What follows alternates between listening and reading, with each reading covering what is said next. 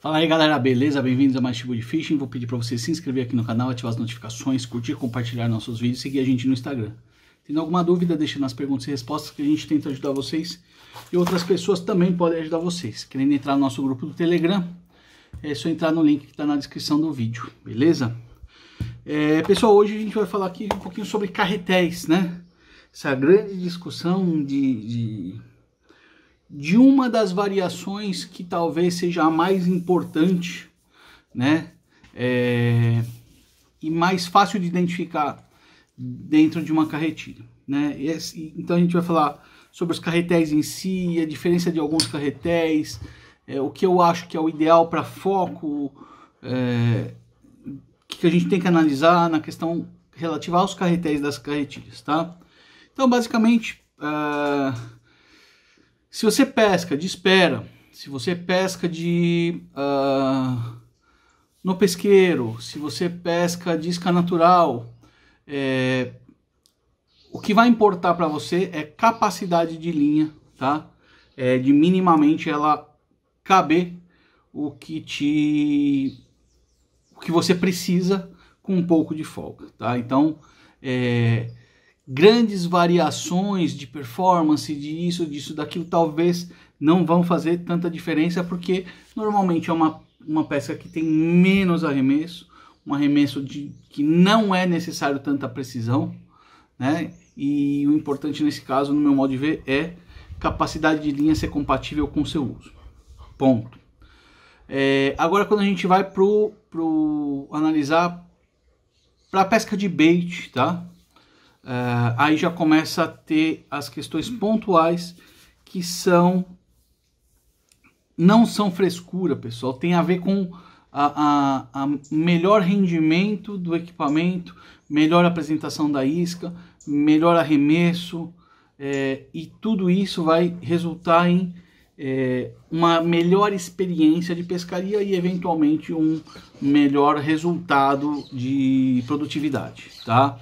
Então vamos lá, pensar que o carretel em si, ou o conjunto do carretel, que no meu modo de ver tem que ser analisado também já com a linha, tá? Mas se a gente analisar sem a linha, o carretel, quanto mais leve, pessoal, você vai precisar de menos inércia para ele começar a girar, tá? Então você tem lá o carretel parado, né? E aí você vai precisar, para tirar ele desse estado de repouso, né? Então, se isso aqui fosse um carretel, né? Para tirar ele do estado de repouso, você tem que fazer uma força X, né? Para que ele comece a criar um movimento, ou seja, ele saia do estado de repouso. Quanto mais leve, menor vai ser essa força necessária para tirar.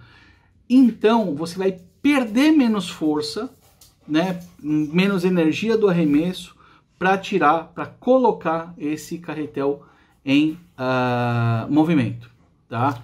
Então, por isso, carretéis mais leves são bem mais fáceis de arremessar. Você perde menos força, menos energia do seu arremesso para sair desse estado inicial.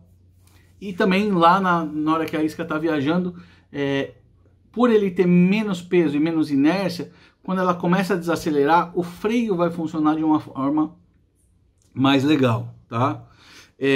Vamos exemplificar. Um exemplo que eu sempre dou para vocês com relação para tirar da inércia a questão de força.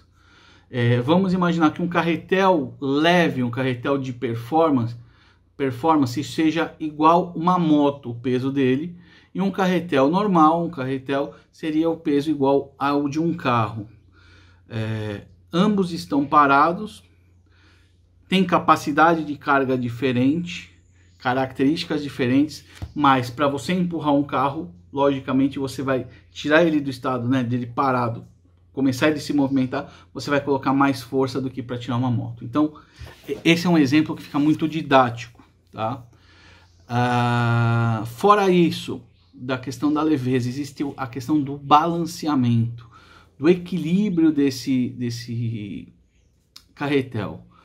Chibu, mas é tão significativo assim? Em alta performance é a mesma coisa. Vamos colocar o exemplo do carro. Você tem um carro com pneu desbalanceado, você vai sentir ele vibrar. Na hora que ele está vibrando, ele está consumindo parte da energia para gerar essa vibração. Uma vez que você tem ele super equilibrado, você não vai ter oscilação, você não vai ter perda, então você vai ter um rendimento melhor, tá? Design, né? O design vai ter muito a ver com o que você quer. A gente já teve muito os carretéis extravasados. Hoje em dia nem sempre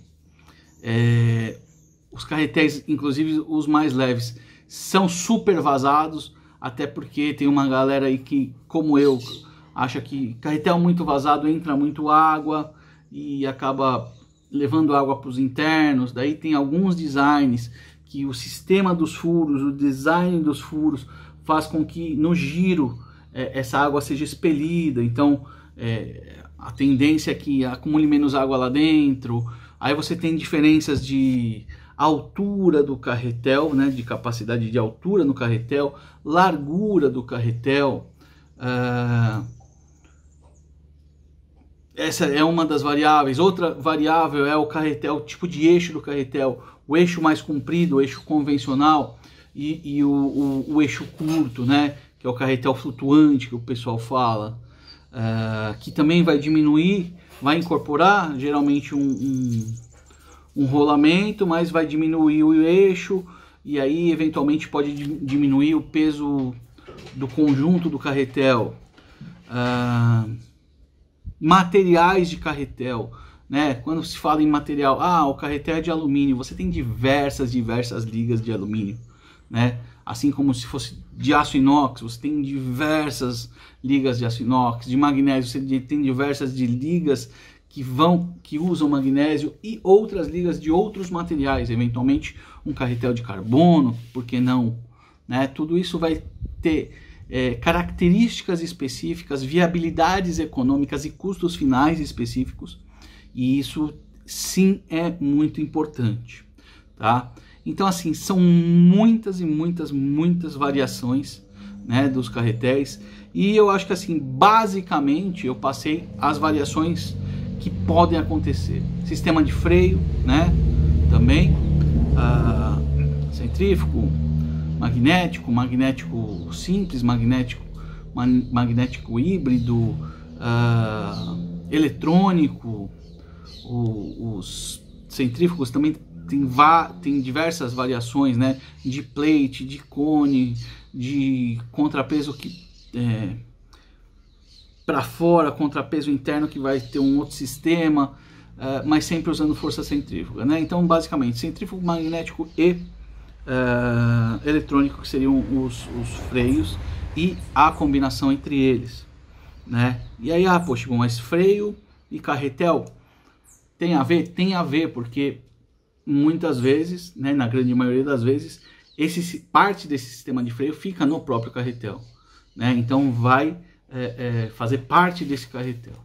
E aí, hoje em dia, o que eu acho que é importante falar para todo mundo é a classificação básica do que eu tenho como os 3 tipos de carretel com relação à aplicabilidade. O carretel comum, tá? É o carretel comum, que é o carretel voltado para uma boa capacidade de linha, sem grandes preocupações em alta performance, que vai gerar um carretel mais fácil de fazer e com um custo menor final. Aí você tem os carretéis Longcast, tá? O carretel Longcast não é exatamente o carretel BFS, pessoal, tá? O conceito do BFS engloba diminuição da capacidade de linha, mas também um freio muito potente e um carretel super leve, tá? Então isso vai entrar nesse outro que eu vou falar, que é o microcast, mas assim, o longcast é um carretel desenhado e com as características para um arremesso longo, não exatamente com iscas pequenas, tá? Isso é importante de se entender, tá? É carretel longo para arremessar iscas sei lá, acima de 5 gramas até 15, 20 gramas. Então, a preocupação desse carretel, o design dele, as características dele, é para facilitar o alcance. Daí a gente vai ter os carretéis de microcast e carretéis BFS, que eu acho que os dois se cruzam e eu consideraria os dois numa categoria só. Que são carretéis para iscas pequenas, arremessos, iscas pequenas e leves, arremessos vão ser certamente mais curtos. Por quê? Porque você não tem uma capacidade, né, de colocar uma isca de 3 gramas a 50 metros.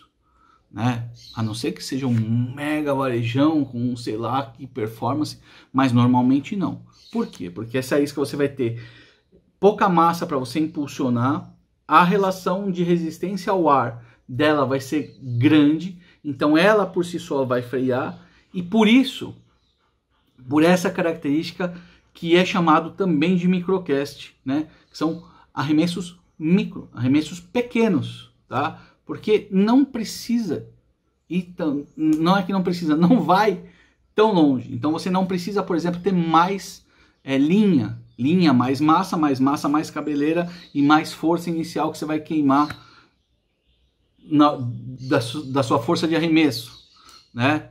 E aí, por essa característica de ele frear contra o vento, contra a resistência do ar, de uma forma muito acentuada, você tem um freio mais potente também, tá? Então, assim, pessoal, por favor, entendam o conceito. Não adianta comprar uma carretilha BFS para pescar de 7 gramas para cima e fazer longos arremessos. Primeiro, ela não foi feita para isso. Segundo, ela vai ter um freio maior, uma capacidade de linha menor e ela foi feita para trabalhar com outra característica, tá? Provavelmente você não vai ter um bom rendimento, tá?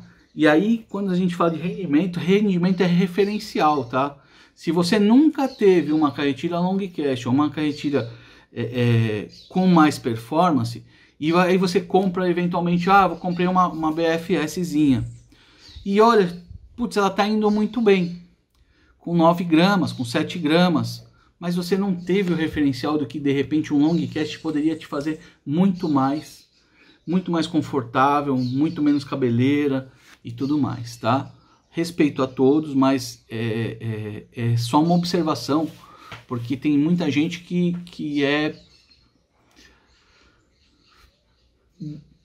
defende como se fosse um time, uma religião, as suas escolhas. Eu não estou falando que a escolha foi ruim. De repente você poderia ter um equipamento mais destinado a isso. Permita-se a isso, permita-se a experimentar, permita-se a adquirir técnica, adquirir conhecimento, e depois de tudo, aí você sim tira a sua conclusão, e o importante é pescar, não é estar certo. O importante é pescar, tá? Se o equipamento está indo bom para você, ótimo.